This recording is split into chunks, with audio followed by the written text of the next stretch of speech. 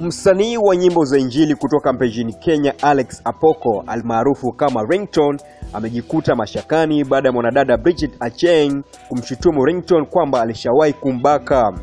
Acheng anasema kitendo hiki cha kinyama kilitendeka wakati alipokuwa anaishi katika kitongoji duni cha Kibera. Alimtafuta nyota huyo wa muziki wa Injili ili kupata msaada wa kutimiza ndoto yake ya kuwa mwanamuziki hapa nchini Kenya. Ringtone ameutumia ukurasa wake wa Instagram kushtumu madai haya. Tazama jinsi Ringtone alivyolani kitendo cha Bridget Acheng kupitia Instagram. Na mstaje chini ya chairman ovyo Chairman ni chairman bana. Mimi ni kijana wa Mungu na mimi wacha niwaambie ukweli. Siko hapa kwa sababu ya support yenu. Nyinyi mnajua wale mmekuwa mkisupport ili kuwaangusha wamewaangusha. Mimi niko hapa kwa sababu ya support ya Mungu mwenyewe. Mimi siko hapa kwa sababu ninajua kuimba. Wale wako na sauti nzuri mnawajua hapo nje bana. Mimi niko hapa kwa sababu Mungu amewashinda akili nyinyi ambao mnaniongea.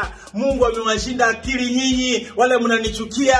Sasa mnajipata hapo, mnapata kitu ya upuzi hapo, mjinga shetani hapo anaongea alafu mnaanza nyenye not me. Mimi acha niwaambie spirit yangu hamwezi shusha. Wacha niwaambie mimi mali niliko hamwezi nishukisha. Gari naloendesha si kwa sababu ya pesa zenyu, mahali naishi si kwa sababu ya pesa zenyu. Nyinyi msiniletea eti ng'ombe imenona iko na maziwa iko round hapo inaanza kuongea, mnaanza kuniambia kijana wa Yesu ni msafi. Mkiniangalia mimi ni msafi. Kijana wa Yesu ako na class ya wale watu ambao wanaweza muongelesha kitu. Kijana wa Yesu bana, mimi niko na standard. Sometimes msilinganisha na vitu zinakaa sijui aje. Mimi ni kijana wa Yesu bana. Wacha niwaambie, ingekuwa ni kwa sababu yenu nyinyi ambao mnaniongea ujinga, ingekuwa nilioza nikakufa nikasaulika, lakini Mungu amewazidi akili. Mimi nakwambia kama ingekuwa ni kwa sababu yenu eti ndio muziki wangu ukue juu, ingekuwa mlinikataa kitambo. Si mlishanikataa, si mnajijua?